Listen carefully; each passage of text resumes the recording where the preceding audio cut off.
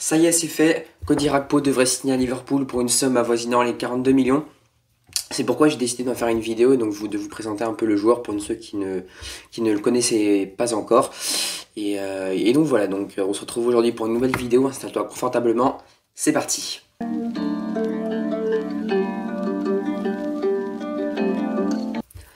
Donc qui est Cody Gakpo? Donc moi je prononce Gakpo, donc il y en a certains qui disent Gakpo, donc je crois qu'à la hollandaise on dit Gakpo, c'est pour ça que j'essaye un peu de prononcer à la hollandaise, même si je ne fais pas de hollandais, hein, on va pas se mentir.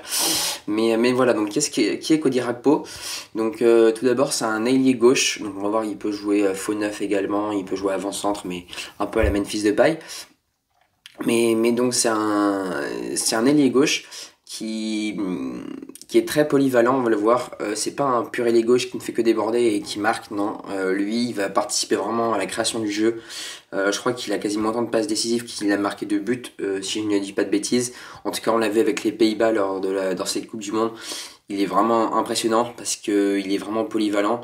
Donc dans tout ce qui est statistique que je vous mets là, donc il a quand même 80 en attaque, 79 en technique, ce qui est quand même pas mal pour un attaquant de cette taille, dont je précise qu'il fait 1m89, donc il a 23 ans au passage, je le précise.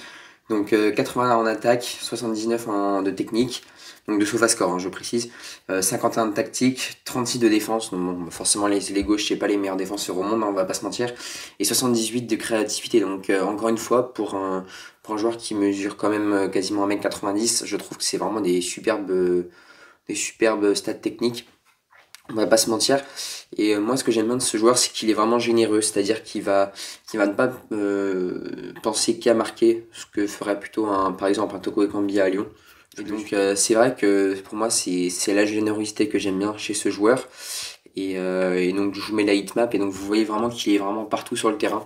Donc, il sait très bien tirer les coups de pied arrêtés. Il sait également pardon, les conclure. Donc, c'est ça que j'aime beaucoup chez ce joueur. C'est vraiment sa polyvalence.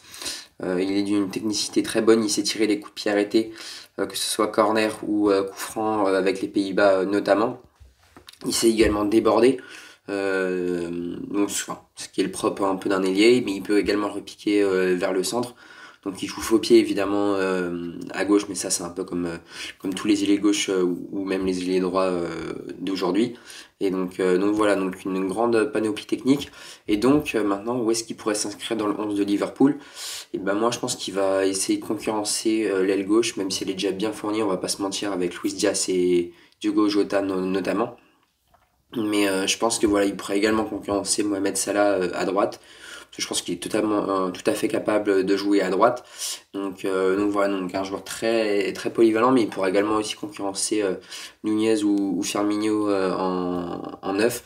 Parce que je trouve que ces deux joueurs, ils sont loin d'être fous depuis le début de saison, on va pas se mentir. Avec un Nunez, je trouve qui a fait un début de saison et une Coupe du Monde plus que décevante avec l'Uruguay. Voilà, donc je trouve qu'on peut, enfin il est légitime en tout cas d'en attendre plus d'un joueur comme Darwin Nunez et Firmino qui ne joue pas trop si de Nunez est titulaire. Donc après avoir le système de jeu, hein, ça dépend si c'est un 4-3-3 sans faux neuf, donc à plat, enfin entre guillemets quoi, avec un ailier gauche, un ailier droit et un numéro 9, enfin un pur numéro 9 quoi, un peu ce qui est utilisé actuellement en gros. Donc ça voudrait dire qu'on aurait potentiellement Darwin Nunez en pointe, à droite on aurait Mohamed Salah, et à gauche du coup, on pourrait potentiellement avoir Cody Gakpo, sachant que Jota et Diaz sont blessés actuellement, ou qui reviennent de blessure, je sais plus. Mais voilà, donc je pense que ça serait le bon moment pour Cody Gakpo d'en profiter. Et je pense que c'est également pour ça que Liverpool a acheté Cody Gakpo. Donc il pourrait jouer également en numéro 10. Je pense, en général, en 4-2-3-1, c'est Diogo Jota qui utilise ce poste. Mais pourquoi pas voir Cody Gakpo utiliser ce poste. Il sait également jouer faux numéro 9, hein, Cody Gakpo. Un peu, il est vraiment les caractéristiques de Memphis, mais en plus technique pour moi. C'est vraiment un très très bon joueur. Et donc voilà, donc ça vient encore une fois renforcer le, le secteur offensif de Liverpool. Donc je rappelle qu'il est déjà bien fourni entre Diogo Jota, Luis Diaz, Salah, Firmino ou Darwin Nunez. C'est vraiment un secteur qui est vraiment très, très fourni. Donc voilà pour l'analyse rapide de ce joueur. N'hésitez pas à me dire ce que vous pensez de ce transfert à 42 millions d'euros, je précise. Il était estimé à 60 millions sur Transfer Market. Cody Gakpo, donc pour moi c'est un transfert vraiment qui est très bas.